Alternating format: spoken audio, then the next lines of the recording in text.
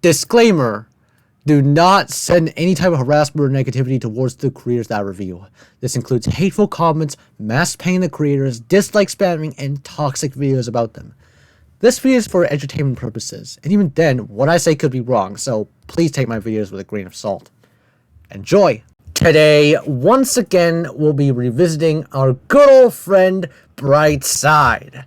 And so, you know what this means, right? Yes! Grab your bingo cards, because this is Paleontology Bingo on Brightside. By the way, this video was made in 2024. Have Brightside learned from their mistakes, or have they doubled down on their mistakes and somehow made their accuracy worse? Hundreds of dinosaur species roamed our planet, and researchers give a name to a new type approximately every 2 weeks. It's not fair to stick to T-Rex, Stegosaurus, Spinosaurus, and other famous sauruses all the time. Ironic how Brightside used accurate Spinosaurus, but then also just throw the curveball and used a JP T-Rex. You know, we're just going to circle a segment contains T-Rex already. Good job, Brightside! We're literally 5 seconds into the video. Probably not 5, like 10 seconds into the video, and we already have a tile that is circled. They've had their chance to shine in the movies and across the internet. So let's check out dinosaurs that no one talks about. First on our list is Torosaurus. Okay, we're going to cut Brightside some slack because the Torosaurus and Triceratops are very closely related. And so, and even then, Jack Horner said that a Torosaurus is an adult, immature Triceratops, so that's fair. The special thing about this dinosaur is that it definitely had one of the largest skulls ever found. It was big because of this frill going from the back of the animal's skull and covering its neck. The frill wasn't there for protection. It was probably just to show off a bit. Since Torosaurus, in the end, has shorter horns than the Triceratops, which means that it's not as capable of defeating a T-Rex than the Triceratops can, the Torosaurus' frills can be used for display. That theory is fine. I'll leave that alone. The bone in the frill was thin and full of holes. As you can see, it's very similar to Triceratops. There are still debates about whether these two are the same species. As of now, no. It's a bullshit theory that is conjured up by Jack Horner. Okay, basically it's Jack Horner throwing everything at the wall to see what sticks. And of course, the Torosaurus being an adult Triceratops theory, it did not stick at all. But more and more studies show that they were more like cousins. They were probably similar in size, but Torosaurus had a longer head with big openings, as well as longer frill bones with a groove on top. It also had more pairs of horns on the back of the frill. But those frills aren't horns.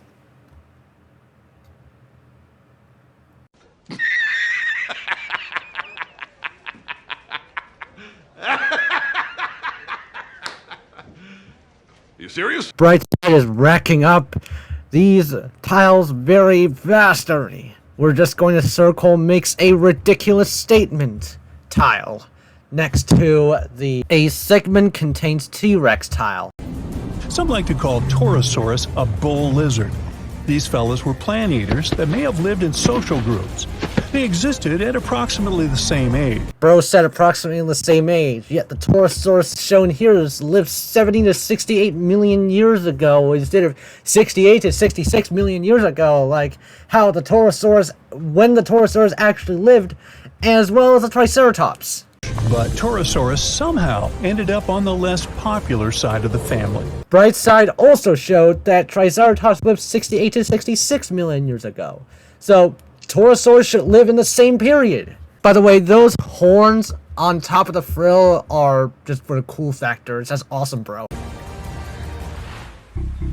Kentrosaurus was a small Stegosaurus. Bro is talking about Kentrosaurus, yet is showing the sauropelta for whatever reason. I don't know why. Is it because Stegosaurus and Ankylosaurus are more closely related to each other? Brightside is literally committing some of the most avoidable mistakes ever. It just goes to show that some channels, they never learn. is one of the least cuddly dinosaurs of all time. Its long, thin spikes seem to be a pretty good defense mechanism. Stegosaurus, on the other hand, had shorter, thicker spikes that were less likely to bend or snap when the animal used them. Now, you wouldn't want to get anywhere near Kentrosaurus, though. Yet we're shown an Acrocanthosaurus hunting a Sauropelta when talking about the Kentrosaurus. I don't know what sort of anti-Kentrosaurus drug that Brightside smoked, but oh my goodness gracious, this is just blatant craziness. Its tail could swing in a big half circle and hit with a force strong enough to break a human skull. Any volunteers? No? Okay. One scientist used scans of the dino's fossils to make a computer model of its skeleton. This is not a Kentrosaurus skull. A Kentrosaurus skull looks something like this.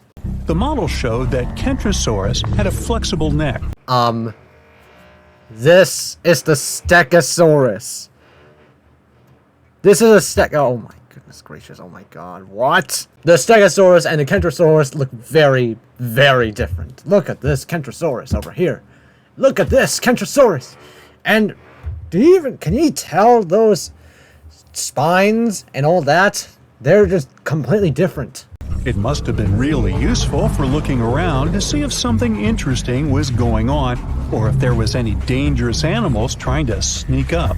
Advice to Brightside. Just Google search the Kentrosaurus DeviantArt, as you can see here, and show the pictures, and then of course there's a lot of Kentrosaurus depictions that look different from the Stegosaurus. Okay, I'm using Yahoo search, but I think you get the idea. Kentrosaurus typically walked on all four legs with straight hind limbs. The computer model tells us it could spread its front legs out to its sides too. Maybe it was a way to protect its belly during fights. Of course it is, because look at this, the Sauropelta over here. Stegosauruses, in general, had tails that were like big weights at the back of their bodies. Okay, let me clear it up. The reason why I left this segment alone, I left the Stegosaurus alone, is because Brightside stated that this is a Stegosaurus instead of a Kentrosaurus that Brightside was talking about when they showed the orange hologram. Or is it because of its general dinosaurs in general? That's why their balance point was closer to their hips. That's also the reason why they could easily stand on their hind legs and swing their tails around. So most people haven't heard of Heterodontosaurus. But those are dromaeosaurs?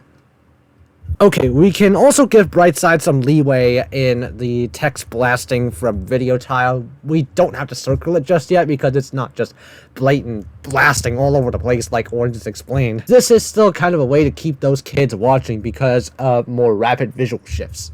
Even though their fossils showed that dinosaurs got feathers way back before we thought and in groups where we didn't expect it. Those aren't really feathers, instead they're more like filamentous integuments. But to be fair to Brightside, they kind of look like feathers.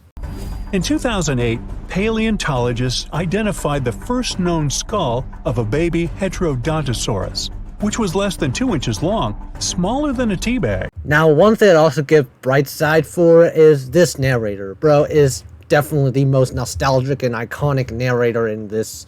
So, this guy, it's automatically the quality is sort of better. Actually, we can also circle the text blasting from video tile because back then, Brightside just used Torosaurus ball lizard. They just blasted it on lower thirds. This baby dinosaur had relatively big eyes and a short snout compared to bigger ones of its kind. What we're shown here are theropods with longer snouts than the Heterodontosaurus. Yes, Heterodontosaurus has shorter snouts, but look at those theropods, man. And Heterodontosaurus is not even a theropod. Now, what's really interesting is that some scientists used to think that Heterodontosaurus's tusks, like those of modern warthogs, only appeared when they were fully grown. But it seems they had them from the early stages of their life.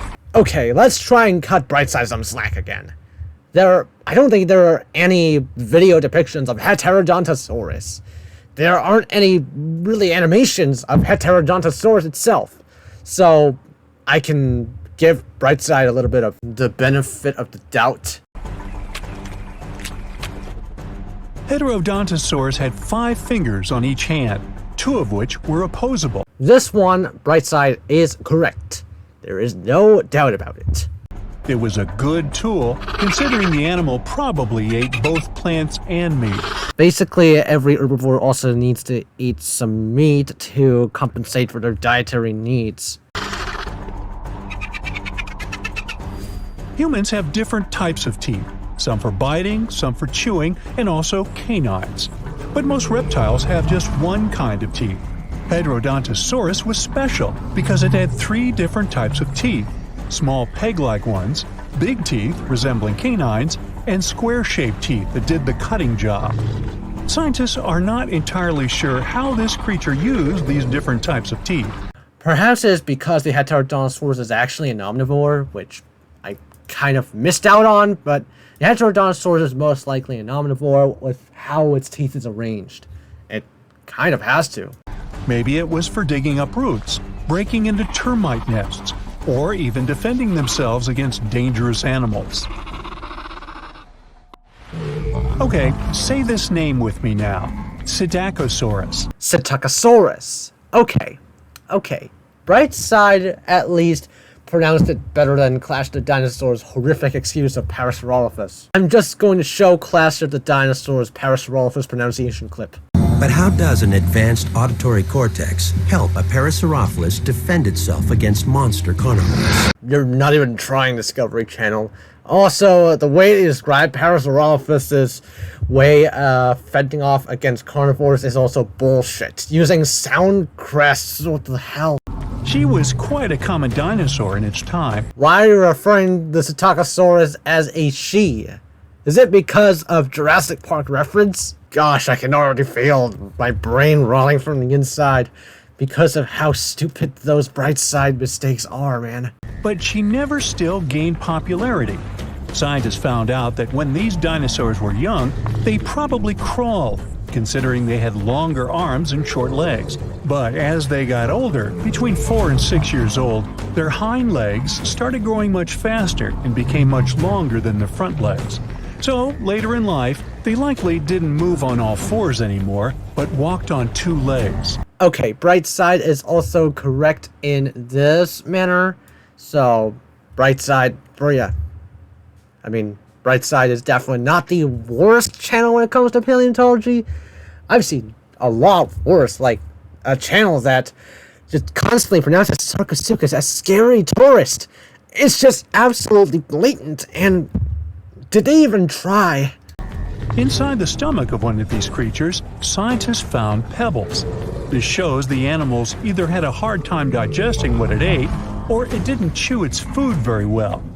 Its beak looks quite familiar. You know, this kind of feels AI generated, judging by the somewhat unnatural motion of Psittacosaurus over here, but at the same time, this Psittacosaurus skull is generally accurate to the actual Psittacosaurus. So the lines are kind of blurred here. That's how it got its specific name, a parrot lizard. It was really strong. Yeah, no, this is definitely AI generated. Just look at how those skin patterns just change over time. It's kind of small detail, but that's something that AI is still lacking on. Brightside has over 44 million subscribers, by the way. You'd think they have the budget to, like, hire an animator or something. And some believe the creature used it to crack and open tough nuts and seeds before the pebbles in its stomach helped mash them up for digestion. These guys might have been good at swimming. Yeah, so is every other dinosaur, not just this and Spinosaurs. Probably except for Ankylosaurs, but I wouldn't complain if Ankylosaurs were also good swimmers. They had broad feet, and the shape of their tail could have helped them move in the water relatively easily. Some scientists even believe they might have spent most of their life swimming in rivers and lakes. In 2004, researchers found something really sweet. 24 young parrot lizards huddled together. Yes, many Psittacosaurs did huddle together. However, there were 34 of them instead of 24 of them. They were too big to be hatchlings, so it could be a bunch of teenagers who had left their nests and then formed a group where they could support one another and defend themselves better. I wouldn't call them teenagers, I would call them juveniles or subadult specimens. As, of course, Psittacosaurus aren't really humans, so... But apparently, that plan didn't work out so well. Now, check this one out, Stygimoloch. Now this is where I side with Jack Horner. Dracorex and Stygimoloch both aren't really valid and are instead just subadult and juvenile specimens of Pachycephalosaurus. Dracorex is probably the younger one. Or as they call it, Styx demon. We're looking at a peaceful plant-eating creature. Have you heard of elephants attacking humans before? Yes. The elephants, they had a reason to attack humans. You know, some elephants saw humans as a threat because the elephants were hunted down. But at the same time, he was saying the plant eaters, they're just peaceful. It's just completely untrue. With bony spikes and knobs on its skull. Most scientists believe it was a younger form of this fellow. Which currently the general consensus is that. However, in 2025, some people are treating Stygimoloch as a separate genus, but this is 2024 we're talking about, so... Even though they used to think they were a separate species, Stygimoloch is smaller than its more popular cousin, but it's also more robust and has a pretty thick neck. Okay, I think we forgot to circle about the talks about facts not relevant to the tile, because the Kentrosaurus and the Stygimoloch are actually quite relevant. The Kentrosaurus is most known for Camp Cretaceous, meanwhile the Stygimoloch is most known for Fallen Kingdom, so they both are actually quite popular. This dinosaur, with small forelimbs and long hind legs, 3 feet high, which is half as high as an average human. I'd say just above half the height of average human, because the height of an average human I don't think is 6 feet. I think it's a bit shorter than that. That doesn't sound dangerous in the world of giant and fierce dinosaurs. Tell that to the juvenile T-Rexes who had to hunt herbivores in their game, like the Pachycephalosaurus, the Anzu, and the Ornithomimus. They're quite dangerous, even for a juvenile T-Rex, because of one kick or just one charge, and the juvenile T-Rex is done for because of its broken bones. But the animal had a very thick skull roof. Maybe it wasn't the strongest tool to defend itself, but it probably helped in combat with rivals from its own species. The former statement is also complete bullcrap, as those Pachycephalosaurs, they actually used their head domes to try and defend themselves against predators of their game, like juvenile T-Rexes. They most likely headbutted to win the hearts of their chosen ones. But rivals from its own herd were a piece of cake compared to the predators that might have gone after it.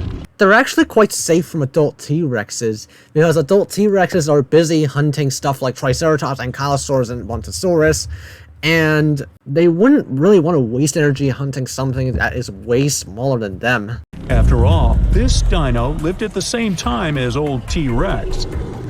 Juveniles actually hunted Pachycephalosaurus, though, along with creatures, like I said, Ornithomimus and Anzu, as juvenile T-Rexes were excellent pursuit predators due to their proportionally longer hind limbs. Now, when someone tells you to picture a dinosaur, Suzhousaurus, or Suzhousaurus, this is where Brightside kind of pronounces it wrong.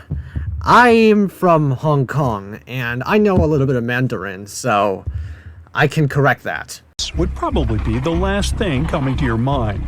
It looks as if you've put together pieces of random animals and tried to make your friends believe this truly was a real animal that once roamed the earth. You know, this is kind of an insult to Suzhousaurus and just Mother Nature in general, because nature conjures up stuff that is fittest to survive. It's basically a survival of the fittest, like Darwin said.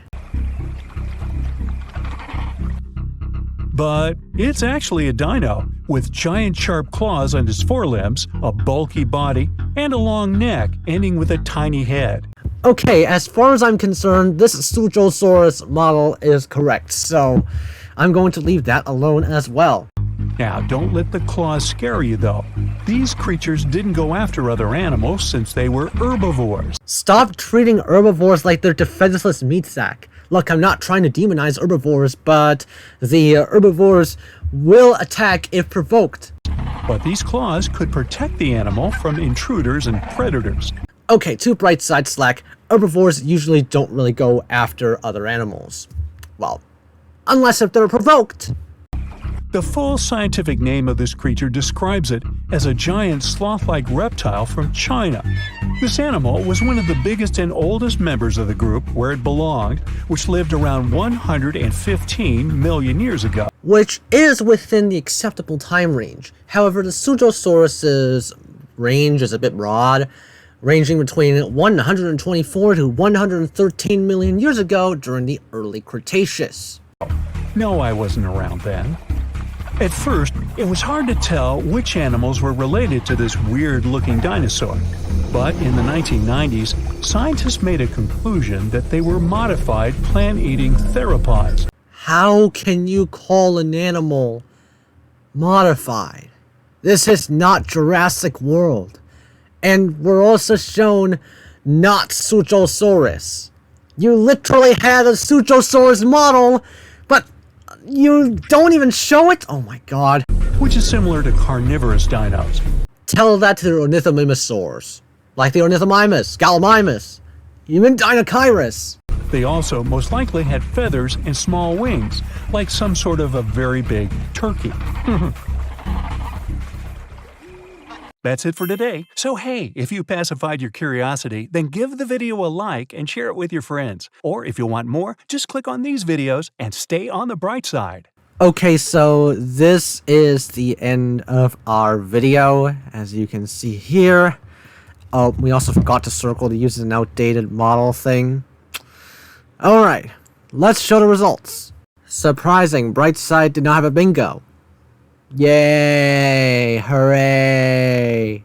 Anyway, thank you guys for watching this video. Hope you enjoyed it, and I'll see you all in the next one.